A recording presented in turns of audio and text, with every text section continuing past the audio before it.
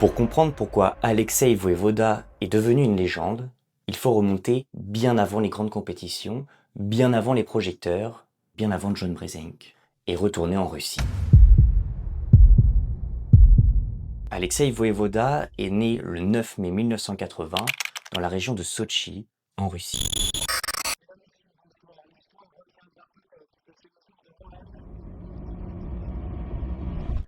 À cette époque, l'Union soviétique vient de disparaître et dans beaucoup de régions russes, les conditions de vie restent dures. Le sport devient alors un moyen de fuir cette dure réalité et un moyen de construire des hommes forts et résistants. Entre entraînement militaire et culture de la dureté physique, là-bas, la faiblesse n'a pas sa place. Très jeune, Alexei développe une fascination pour le sport de force. Il admire les physiques imposants, mais surtout la capacité à dominer physiquement un adversaire. Et contrairement à beaucoup de jeunes, il ne cherche pas seulement à devenir sportif, il cherche à devenir puissant. Pendant son enfance, il pratique différents sports physiques où la force a son importance, différents arts martiaux et suit différentes préparations athlétiques. Son explosivité se fait très vite remarquer, animée par une agressivité physique extrêmement rare. À cette époque, les entraînements en Russie sont loin des salles modernes d'aujourd'hui. Pas de machines high-tech, pas de réseaux sociaux et pas de préparation parfaite. Et beaucoup d'athlètes s'entraînent dans des conditions brutes. Métal, froid, douleur. Et ce style d'entraînement va parfaitement correspondre à Alexei. Petit à petit, son corps change et ses avant-bras deviennent énormes. Sa force explose et lorsqu'il découvre réellement le bras de fer, quelque chose se passe immédiatement. Comme si ce sport avait été créé pour lui. Parce que le bras de fer ne récompense pas seulement la force, il récompense aussi l'explosivité, la violence du départ et la domination mentale. Et dans tous ces domaines, Alexei semble naturellement au-dessus des autres. Mais personne ne pouvait encore imaginer qu'un jour, ce jeune homme allait affronter la plus grande légende du bras de fer mondial, John Brzenk. Durant les années 90, le bras de fer russe commence à devenir extrêmement compétitif.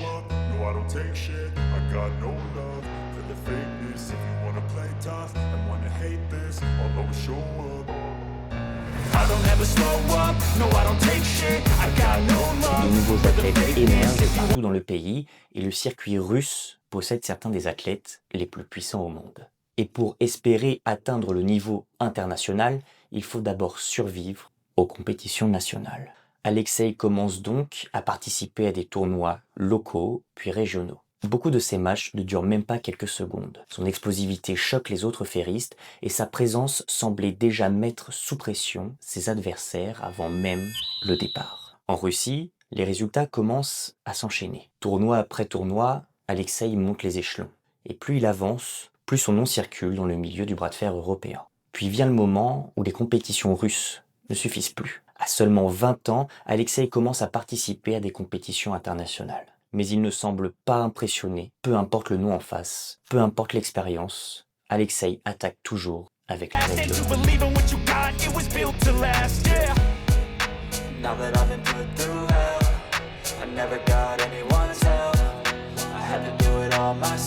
En 2002, il remporte déjà plusieurs compétitions en Russie et en Europe. Mais c'est surtout lors du tournoi du Zloty Tour en Pologne que son nom commence véritablement à devenir mondial. À cette époque, le Zloty Tour est considéré comme l'un des tournois les plus prestigieux au monde. Et les meilleurs ferristes internationaux y participent. Alexei Voevoda commence à battre des adversaires extrêmement dangereux.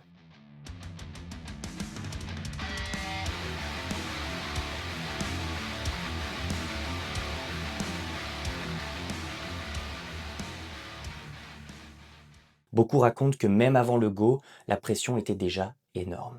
Parce qu'ils savaient une chose, au moindre retard, le match pouvait se terminer instantanément. Alors le monde du bras de fer comprend qu'un nouveau prétendant est arrivé. Pas un outsider, pas un simple espoir, mais un véritable danger pour les plus grandes légendes du sport. Voevoda parlait très peu, contrairement à beaucoup de champions modernes. Pas de provocation permanente, pas de grandes déclarations et pas de réseaux sociaux pour montrer sa vie. Il donnait presque l'impression d'apparaître uniquement pour combattre. Et c'est justement ce silence qui le rendait encore plus intimidant. Parce qu'autour de lui, tout le reste parlait à sa place. Son regard son physique, ses départs explosifs et surtout les réactions de ses adversaires. Mais derrière cette image presque froide se cachait un athlète obsédé par la performance. Il s'intéressait énormément au fonctionnement du corps humain, à la récupération, à la respiration et à la préparation physique. Il cherchait constamment à comprendre comment devenir plus fort, plus explosif et plus efficace. Jusqu'en 2004, il devient progressivement l'un des athlètes les plus redoutés du circuit professionnel. Son style de combat change complètement l'image du bras de fer moderne. Et plus les années passent, plus son image devient particulière dans le milieu sportif de haut niveau. Parce qu'il ressemblait presque à une expérience physique, un athlète construit pour repousser les limites humaines. Mais à cette époque, un homme règne déjà sur le monde du bras de fer. Un homme que tout le monde connaît, John Brzenk. Peu importe le pays, peu importe la catégorie, peu importe le style de son adversaire, il trouvait toujours une solution. Pour beaucoup, il n'est pas seulement un champion, il est le plus grand ferriste de tous les temps. À cette époque, il semblait presque impossible de le battre. Alors, une sorte de légende commençait à circuler. En Russie, certains disaient que celui qui réussirait à battre John Brzenk deviendrait immédiatement une superstar du bras de fer. Battre Brzenk, ce n'est pas juste gagner un match, c'était abattre le roi. Et très vite, une question commence à apparaître partout. Qui gagnerait entre John Brzenk et Alexei Voevoda? Parce que pour la première fois depuis longtemps, quelqu'un semblait posséder les armes physiques capables de réellement inquiéter Brzenk. Une puissance explosive, une main énorme et un départ terrifiant. Et surtout, une agressivité que très peu d'athlètes pouvaient contrôler.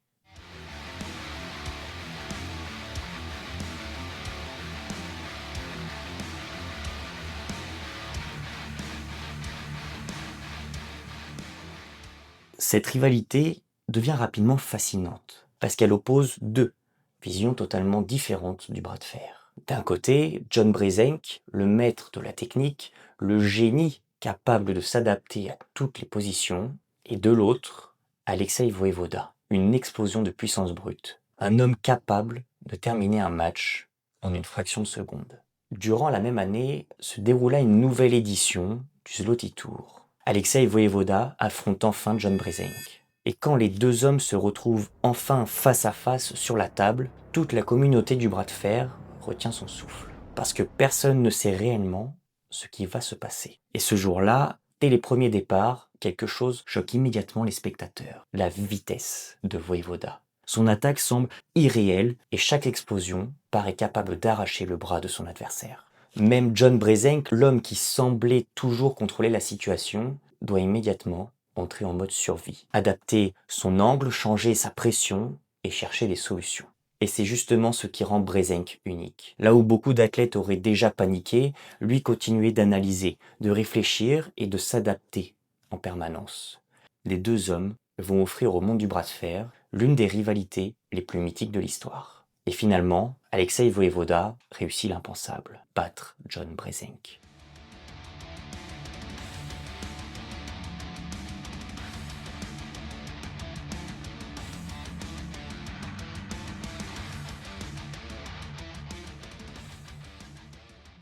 Pour beaucoup, ce moment marque un tournant historique dans le bras de fer moderne. Parce que pour la première fois depuis longtemps, le roi venait d'être ébranlé.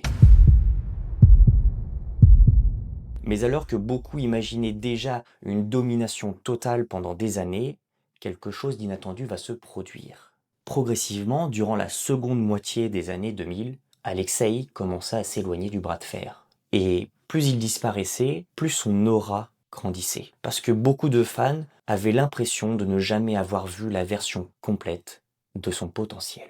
Parfois, les mythes deviennent encore plus puissants lorsqu'ils disparaissent au sommet. Mais Alexei Voevoda, lui, n'en avait pas terminé avec le sport de haut niveau. Alors que le monde du bras de fer continue de parler de lui, Alexei Voevoda prend une direction totalement inattendue. Une direction que personne n'aurait imaginée. Il voulait repousser les limites physiques humaines, peu importe le sport. Et c'est là qu'apparaît un nouveau défi dans sa vie, le bobsleigh. Un sport extrêmement brutal physiquement, avec de l'explosivité, une puissance des jambes et une coordination parfaite. Et surtout, une capacité à produire une force monstrueuse en quelques secondes pour le départ. Exactement le type de qualité qu'Alexei possédait déjà naturellement. Très rapidement, les entraîneurs comprennent qu'ils ont affaire à un athlète exceptionnel. Parce que peu d'hommes sur Terre sont capables de développer autant de puissance explosive. Et une nouvelle fois, Alexei Voevoda progresse à une vitesse inquiétante. Le plus impressionnant, c'est qu'il ne quitte pas seulement un sport pour un autre, c'est qu'il atteint le plus haut niveau mondial, les Jeux Olympiques.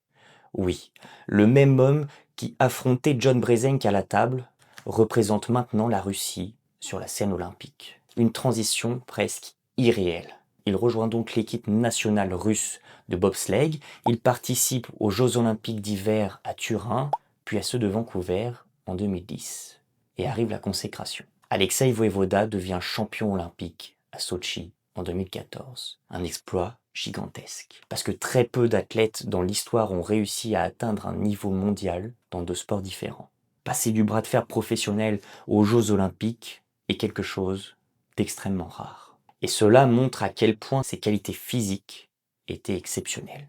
D'un côté, un sport de combat, de force, ultra technique, et de l'autre, un sport olympique, de vitesse et de précision. Pourtant, dans les deux cas, il faisait exactement la même chose, dominer physiquement. Mais quelques années plus tard, l'histoire d'Alexei Voevoda prend une tournure plus sombre. En 2015, le monde découvre l'ampleur du scandale de dopage russe.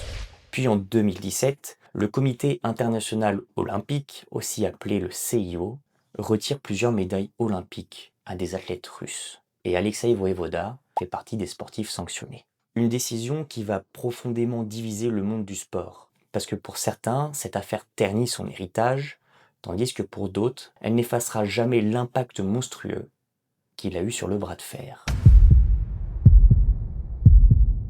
Dans l'histoire du bras de fer, certains champions gagnent énormément de titres, d'autres restent longtemps au sommet, mais parfois un athlète laisse une sensation, une impression presque irréelle et quelque chose que les gens n'oublient jamais vraiment. Et Alexei fait partie de ces athlètes-là. Quand les gens parlent de lui, ils parlent d'une présence, d'une puissance qui semblait différente, d'une explosivité presque inhumaine et surtout, il a été l'un des rares hommes capables de détrôner John Brezenk à son prime.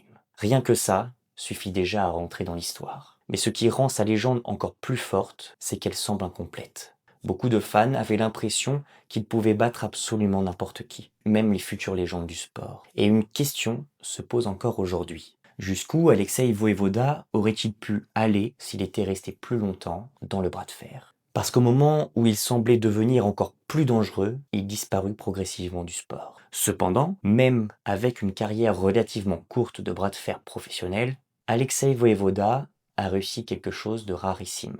Devenir une légende que les gens racontent encore des années plus tard.